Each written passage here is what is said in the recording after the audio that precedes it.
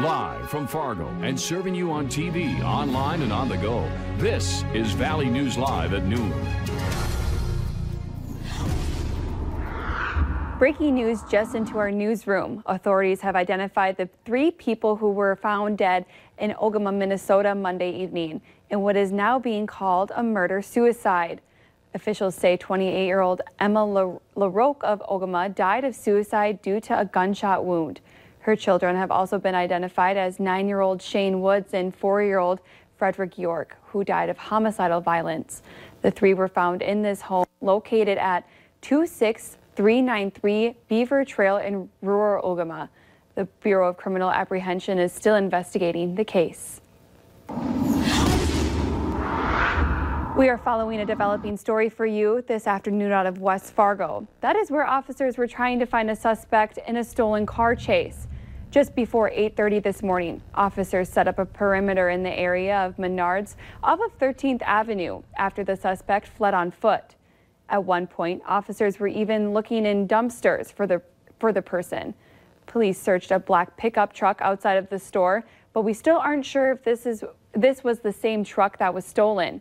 Video, however, shows police taking a license plate off the truck, showing a Minnesota plate underneath.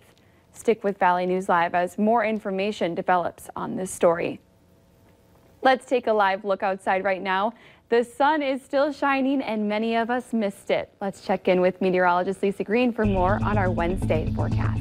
Love having that sunshine, especially on the first day of spring. We want a nice bright day as we're transitioning here into a new season. And we've got some green and flowers on the way eventually. I know we're still stuck with the snowpack, but it's nice to think spring, especially because we've got some ideal melting weather happening. And that does include today a high of 39 degrees, so getting a few degrees above the freezing mark with wind out of the north-northwest, about 5 to 15 miles per hour. However, there will be some gusts today that get into the 20s from time to time. So here's a look at our temperatures right now. Just about everybody in the 30s, but Park Rapids has hit 41 now. It's 35 in Fargo, 34 in Grand Forks, and up to the north and east, that's where some of our warmest numbers are, into the upper 30s already.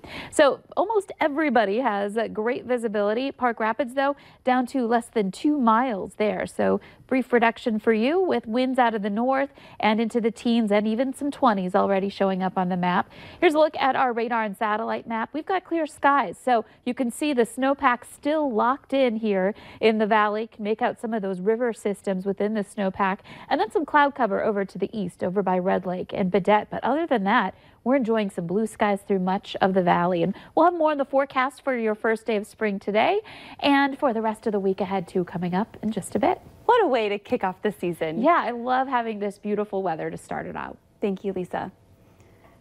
Police are investigating reports of shots fired outside a South Fargo apartment building. Police say just after 1:30 Wednesday morning, they got multiple calls for shots fired in the 4000 block of 34th Avenue South.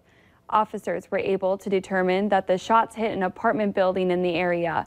No injuries and no one's been arrested as the investigation is still ongoing. We have a call into police and are working on getting more on this story.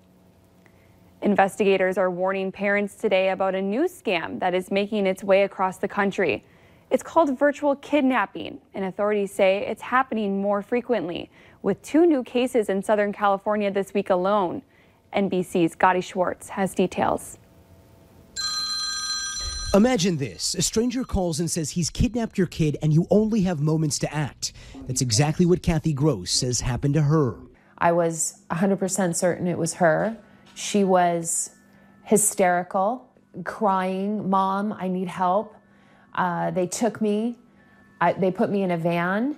A man's voice came on the line and said, "You better not call anyone, Missy. You better not hang up. We have him." But Jordan is Gross's daughter, not her son.